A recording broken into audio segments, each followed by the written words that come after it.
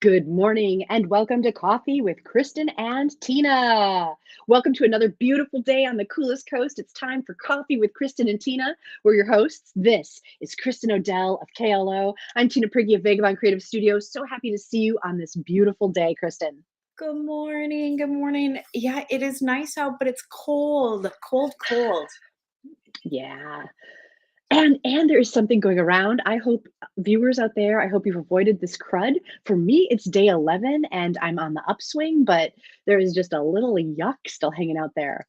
Yeah. And good morning, Mary. And Mary, if you don't mind, I'm going to share some adorable pictures of you. So the Yes. last time Kristen and I were on, we had a little giveaway thanks to Just Orthodontics, this really cute little umbrella. And the winner was Mary Hamachek. Look at, I love that you posed with it, Mary, and shared these images. These are great. It's very cute. The underside of that umbrella is so cute. And it Um, has such an interesting way that it opens too. it's very cute. So I can't think of anybody who could enjoy such a unique umbrella as Mary. I think it's awesome. And Mary, thank you for posing with those pictures. It's really cute. Yeah, Mary, I definitely think that umbrella was meant to be yours. I think that worked out fantastically. Here's the other thing. We have a very, very rainy weekend ahead of us. So rainy, we canceled camping reservations because it looks so crappy. But Mary, you're going to be totally prepared. Mary, if you use the umbrella this weekend, take a shot. We'd love to share it. A big thank you to Just Orthodontics for sponsoring the episode this morning and for sharing the goodies like that umbrella. You know, speaking of other fantastic things, Kristin, wasn't the symphony fantastic? This was like 2 weekends ago already, I feel like. Yeah. But we won these tickets through we bought a ticket package and this happened to be in it. And I thought, what a better way to introduce Grace to kind of the symphony than to go right here in our own community. So we got to go that night on a girls' date night, and you guys were there. Yeah, all of a sudden you sent me this picture. So then I quickly took a picture of my group, my son, his buddy, my parents. So we were up in the mezzanine. I love the fact that we both had the next generation there with us to appreciate it. Right? So if you go back to our picture, when I first tried to stamp the picture, you were actually standing in the balcony. So it was almost a Tina selfie. I think you sat down at the perfect second. Um, but yes, it was super fun to introduce Grace. I don't think she really knew what to expect. Her connection to symphony music is like the background music to the old Looney Tunes. Right. Same. I mean, originally, right? Like a lot of the classical, very well-known music that those are background musics for the original cartoons. So, it just was really neat. The music that evening was just so joyful. And I actually found myself like in a state of euphoria. I was just like hanging out and listening. I wasn't thinking about anything else. It just was really cool. Yeah. Yeah. And they had a guest pianist, Ellie Coleman, and watching him work the keyboard, it was like magic was happening in front of us. Yes. Yeah, I told Grace it a couple of times, he was doing all kinds of things, very expressive with his body language when he was playing, and it was a joy to watch his joy on the keyboard, for Right. sure. Yeah. Cool. I'm so glad we both got to enjoy that. Viewers, if you haven't taken in a symphony yet, their next season will start in October. It is worth it. The two teens that were with me, they both heartily enjoyed it as well. I will also mention that in fall, they are doing the Phantom of the Opera, and they're playing the original silent film, and they're going to be playing the music along with the film. So, if you feel like, oh, I just don't know if the symphony is for me, this is an opportunity to watch something at the same time the music is being played. So, Yeah, and to experience that sort of retro classic experience, right? Where it's the silent film with the music being played along. right. A couple of years ago, they did that for Nosferatu, and it was a super cool experience. Right. So, and that's in October, probably in honor of Halloween. So just mark your calendars. I'm sure the dates are out there somewhere. Yeah, start planning your cool Phantom of the Opera costumes. Mary, Mary. By the way, Mary did say that on the day she found out she won the umbrella, it was perfect because she was having a bad day, so it made her day. It makes me so happy. Oh, that is nice. I love that. See, it just takes one little thing to turn your whole day around. Okay, guess what, Kristen? Waiting in the wings, we've got a special guest with us. She is no stranger to the show. She's joined us before. We both just immediately liked her as a person, but she's got a really important message to share too. So I'm really excited to have a conversation with her again today. Let's welcome her back to the show. It's Wendy Hutterer from the ADRC, which is the Aging, Disability, and Resource Center. Wendy, good morning. Good morning. How are all of you? Good morning. Excellent. How's it going there? Good. It's actually going great here. We love it at the ADRC, and we find purpose in what we're doing every day. And I always know what my why is when I walk through the door. So it's good. Yeah, that's so important. And, so Aging and Disability Resource Center, one of the things that you wanted to talk about is aging advocacy. And when I hear that, it sounds really important, especially as I'm starting to age up, right? So, can you tell us more about what that means and what you're doing and what that means for our viewers? Yeah. So advocacy is a big role of our agency as a whole. Our benefit specialists definitely are active in engaging with that with the community and taking a lead role with that. And that's helping us look at what are the needs of the community, right? And how are they being met? And then we kind of can serve as that catalyst or that middle person and grounds and connecting them with like legislators and helping them have a voice to speak for themselves for programming that sometimes isn't at the level that it needs to be to serve the size of the demand and need in our community.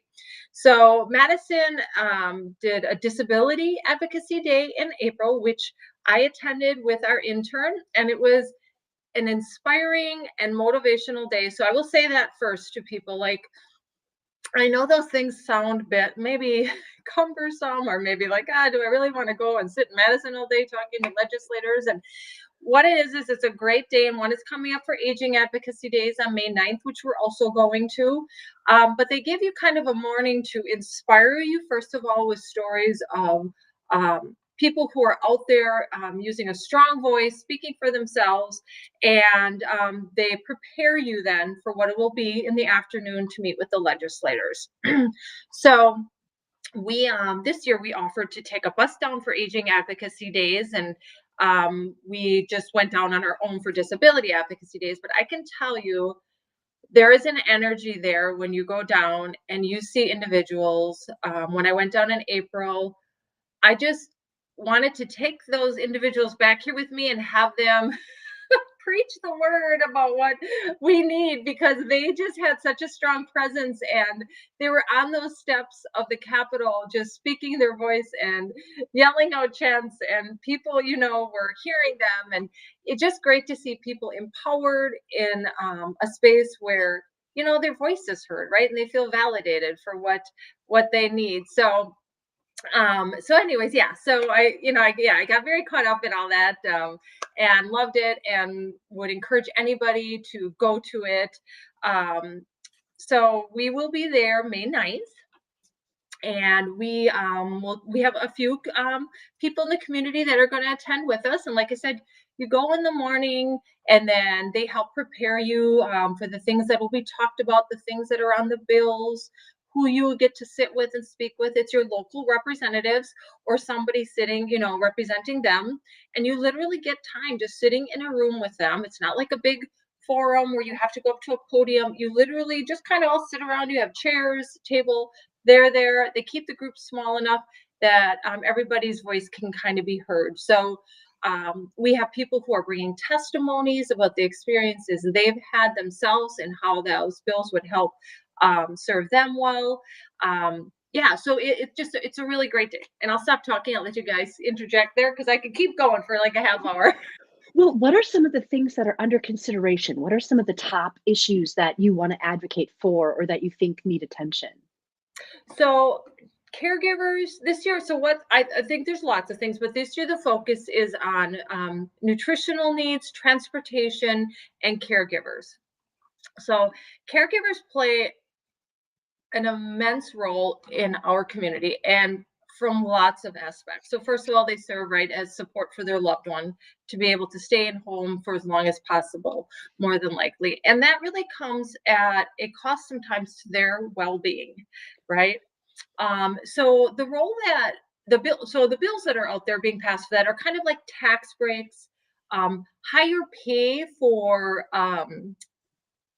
professional caregivers, so that there are more resources out there for them to reach out to. Because what we find a lot now is for our caregiver, meaning the people that we serve that are caring for their loved ones, not professionals, those that we help support, they can't even get a professional in always to give them some respite or break. And a lot of it has to do with those wages are not comparable to other professions. So, right. So we're seeing a struggle for these agencies to fill those positions and be able to meet the demand that is out there.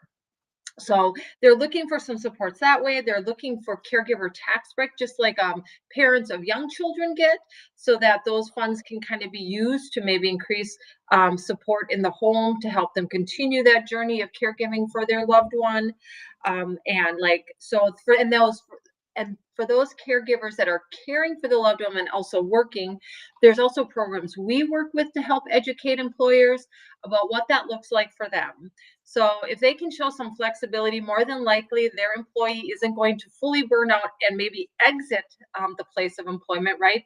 And what that looks like to support your employees through that journey while still meeting their needs. We understand that the employer's needs need also to be met.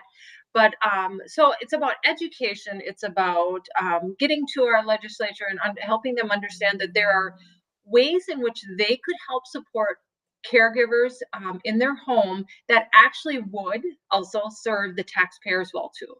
Because if a caregiver burns out, more than likely their loved one is going to have to go into long-term care, which is far more expensive, right? It can go up to $10,000 plus a month for this type of care. So we have to also, when we're advocating, be smart in the sense that we want to present what the needs are, what we want them to explore, but also what's the buy-in for them, right? Why should this be done? And I think both sides are completely covered. And this seems like, to me, a no-brainer. Like it's something that should pass. But we haven't seen those increases or these laws being passed yet until through legislation, I should say, these bills being passed into legislation. So we will see. So that home delivered meals, we continue to see our need for home delivered meals and congregate food insecurities for our elderly continue rising. I mean, we're serving probably 80,000 plus meals a year to our communities, and that number continues to grow, but our dollars aren't. And I am committed, as I have been for the years I've been here, to not create a wait list, because I just can't imagine how discouraging it would be to finally have the bravery to call and say, okay, I need the help, and say, well, sure, we can maybe help you in 6 months, but we got to put you on a wait list. I don't want to go there. So we have been trying to be very responsible here and looking for ways to not make that happen. But once our COVID dollars are gone, those extra dollars, those CARES dollars they gave us to help support those increasing needs, they'll be gone. We'll have used those up by mid-2024. And we don't know how we're going to sustain without increase in funding. And a lot of our funding hasn't been increased since the 80s. So we are functioning at 80s costs in 2023 with an increasing need. And then transportation, as always, that is always a hard thing to me, especially in a rural area. So we're looking for increased funds there to see if we can help meet some of those needs. Nice. Mary just commented that she used to be a CNA, so she understands that what you're advocating for would be awesome. She said it's not an easy job, but she doesn't regret doing it, and they definitely need better pay and more support. And then she went on to say to you, Wendy, thank you for doing this and for being an advocate. You are welcome, and thank you for those kind words. And she's right. So I was a CNA many years ago, 30 years ago almost. So, and I can tell you that at that time, the CNAs are not getting paid. Now, 30 years ago, I worked for the county as a CNA, and I loved it. And I worked on what would someone call a pretty tough unit. Absolutely loved it. I think that's where my passion was kind of struck for especially those suffering dementia and Alzheimer's. But I was getting paid over $10 an hour then 30 years ago. And now some of these individuals are still only getting paid maybe $13 or $14 an hour. We're talking 30 years. Like it's just not keeping up. And the job, though I loved it, she's right. It's not an easy job. I loved it. I was where I was supposed to be, and it helped me get to where I am. But it's not an easy job. I mean, you're getting, you're sometimes, getting hit or, kicked or, not always being talked to the kindness, or there's a lot of physical exertion with the job. And I think that we definitely need to place a higher value on that than what we do sometimes. Mm-hmm. Yeah, and I think what you were talking about too, so we're talking about a vulnerable population already, right? Mm-hmm. Our Yep. our aging population that needs care, that puts them in a vulnerable position. And we need then professionals that are well trained and the best at what they do. And if the wage incentives and other benefits aren't making it attractive, how is it possibly going to attract anyone, but let alone the best, right? To be taking Mm-hmm. care of the people that we love that are vulnerable. It really seems important what you're doing. And especially because as the boomers age, right, that population is only increasing. Mm-hmm. Yep. Yep. Oh, absolutely. And that's why we're seeing an increase in our services and the costs that, and then the food costs too, right? Are understandably so. Our vendors have to raise their costs. So I will tell you this though, in all of this, as I always like to do, to try to do a perception check for myself. And we've had some really great experiences and generosity from community members, community businesses, vendors. I mean, I can't say enough for the vendors that have helped us through these times when they're tough. And when I hear other ADRCs talk, I think we have been extremely blessed here at the ADRC of the Lakeshore in a community that understands our needs and tries to keep the costs as low as they can and still make it for us. So yeah, through the last 2 or 3 years, I would say that is what I've carried for me in those moments that felt overwhelming and where I felt a weight on me, like how will we make it, right? How will we meet these needs? How are we going to find a vendor to help us through this? Because we were looking at costs that could have skyrocketed, and for some people they did. And through conversations, curiosity, understanding, and compassion for one another, right? Wanting to hear both sides, we just kind of came together and they were willing to work with us and help us meet the needs. So I can't say enough also about that. So though it's hard when we have to meet those challenges and struggles, it always gives us an opportunity to see kind of the best in others, to see, to grow and actually to kind of depend on one another a little more, right? When we can't do it on our own, right? It's good to reach out and like I said, we've been wonderfully supported here, and it just can't go without saying that. So we definitely need to advocate. We want these bills to pass, but I trust in the communities I'm in to know that we will come together and we will meet the needs as we need to. So. Yeah, that's the whole concept of community, right? That coming together for that mutual support. Yep, absolutely. Yeah. Yeah. And we have a good one. We really do. We have a very good community here in Manitowoc and Kewaunee. So, and really Brown County has been supportive in ways too to us. So we appreciate them too. So Mary mentioned that her dad has dementia, so her mother has become his caregiver, right? So kind of that situation you were talking about, that in-home caregiving of somebody we love. I have to say, I didn't realize that there weren't already credits in that situation. And I think that is a really important concept, because when, a loved one or somebody that you're caring for becomes a dependent like that, it's really no different than when there's a child that you're supporting as they come up. And like you said, giving those caregivers that support so they don't burn out, they're playing such a vital role. Mm-hmm. Yeah. Yes, they are. Yep.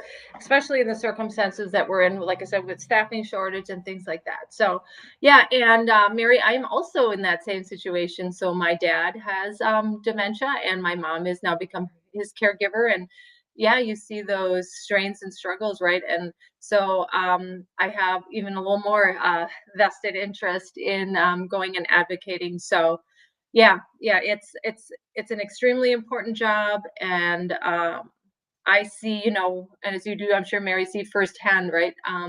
What our parents are going through, and the strain and struggle that comes, and the commitment. There's not many people who would do a job outside of that with that much strain and give, and not, I mean, they're giving, giving, giving, and there's not a whole lot of take, and they get up every day and do it, and just to see the relief sometimes on their faces, even though customers we serve here, when they can get from us maybe a supported maybe 10 hours a month of just respite. It's like, oh God, like, and sometimes just to sit at home by themselves, if we can find, daycare, just to sit at home in a quiet house, things we take for granted, right? Yeah. And it's important to remind ourselves too that, the members of our community that are experiencing this, right, that are in a position where they need care, they have oftentimes been productive members of our community, right? Like spending their lives working to make, Mhm. to play their role in our community. And now they're in this situation. And so they need the community to come back and give them that support and that care. Yeah. Yeah, you bring up a great point, Tina, that kind of grieving process that they have to go through, because right, most of us look forward to those days, to that other one, and they really have to let go of those things that they hoped and perceived would be, and had framed up like, this is what retirement's going to look like, right? And this is what we're going to do, and we're going to get to go to all these places and do all these things. So especially when one of them is doing so well, as I know, I'm like the situation of my parents. My mom is doing extremely well, and she could be doing lots of things. But she's committed to the care, being with my dad and helping him. And he's no longer at that level that he can do all the same things she can. So you're right. It's really true about the fact that they're going through a grieving process and letting go of things they had hoped for, and kind of for many years, right? So they really do. I mean, there's so many elements of why they need support. It's just, yeah, it's immense. And what they do should be recognized. Absolutely. So, if there are viewers that maybe find themselves in a similar situation or approaching that situation, or know, family friend that might have a similar situation, what sorts of resources or support would they come to the ADRC for? So what they would ask for is, so we have, though we don't do internal, because I always want to make this clear, because we don't offer like CNA service, we don't offer home care, but what we can offer is for caregivers. We have some dollars that are given to us that we can help people get connected to respite. So it's not like a lot of respite, but it's enough to at least give them a break, or maybe to help them with the more challenging duties of being a caregiver, like showers and baths, or maybe, just helping clean the house, or maybe help cook meals, or things like that, that help make their life just a little easier. And just the biggest thing, helping them know they're connected, not forgotten, and there are people here willing to help where they can. So that we have support groups here. We have dementia programs that help also, for support networks, educational type of classes, prevention classes. We have a great, powerful tools for caregiver class that I would recommend to anybody who's a caregiver to take. It offers you support, and it also helps you build a toolbox of skills and tools to help support you through that caregiver journey, and to remember that you need to care for yourself when you're caring for others, so you have what you need to meet those daily challenges that you're up against, or what we typically see as a caregiver's health starts to decline almost faster than the one they're caring for, because they're just so depleted. So I think, yeah, the powerful tools class, our support groups, our educational programs, prevention programs, and then, like I said, we do have some of those small amounts of dollars where we can give you some limited kind of respite to help, keep you connected and keep you supported while on that journey. Is there access to different, like tools and things that might be needed to, as somebody ages up, if they need like a walker, or, is the ADRC a place they come for access to things like that? Yeah, we have a great relationship with the Lions, and so they help us with having assistive devices for people, things like that, toilet risers, bars for the bathroom. Yep, all shower chairs, all those kind of wheelchairs we have. We sometimes have scooters, but I will tell you, those go fast. So they don't stay around long, and it's on a rental basis. So you can come in, and meaning rental, it's very limited. It's basically like a deposit, and then you have to return it, I think, within 6 months. So it's a very limited cost. There's not much to it. Yeah. Yeah. Oh, Yeah. so it's almost like a library for assistive devices. Yeah. Yep. So, and we have quite a few people that come in. So yeah, but I would encourage anybody though. There is Aging Advocacy Days, May 9th. And I think today is the last day actually, but they could go on and you can just sign up online. And I do, online yet today. So, something to look into, or maybe even to look for the future. They do it every year, and it's a great way to have a voice, up at the legislative level and get in contact with your representatives. Okay, I want to circle back to that, but I just wanted to share this comment because we were talking about what we're talking about. Mary Mhm. commented that it is difficult, especially to see her strong father essentially becoming a different person.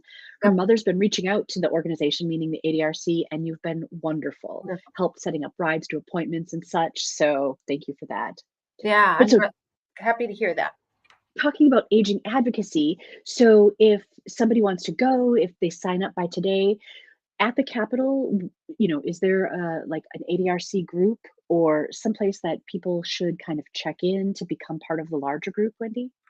So what happens is they categorize you by what representative you're with. So if they're signing up here, they'll be with us just because they'll have the same representatives of us. So that's how they do that. So yep, so they'll handle that all down there, as far as registering that day, but they'll end up with our group just because we'll have the same representative. So we all sign up as Manitowoc, and some of us sign up as Kiwani, having those representatives. We don't sign up in our own areas if we live a little bit out of town or anything. We sign up for where our agency is. So we'll be with those individuals.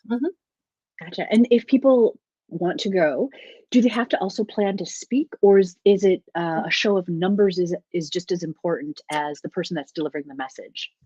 A show of numbers is important for them. They absolutely have the opportunity to speak if they'd like, but it is not required. And also, I think that they'll come there and they will feel that they are more connected and they will feel more informed. And absolutely, if there's more people there nodding their heads yes, even as somebody else is speaking, right? It gives the representatives an idea that, okay, this is something that's obviously a common theme and others agree as this. So, yep. Wendy, when we get done with the show today, would you be able to drop the registration link in the comments? So if somebody is looking to do that and watches the show, they'd be able to use that link? Sure, absolutely. Yep. Yeah, that's a great suggestion, Kristen, do you have any questions for Wendy? Is there any other thing that we'd want to talk about before we have to sign off?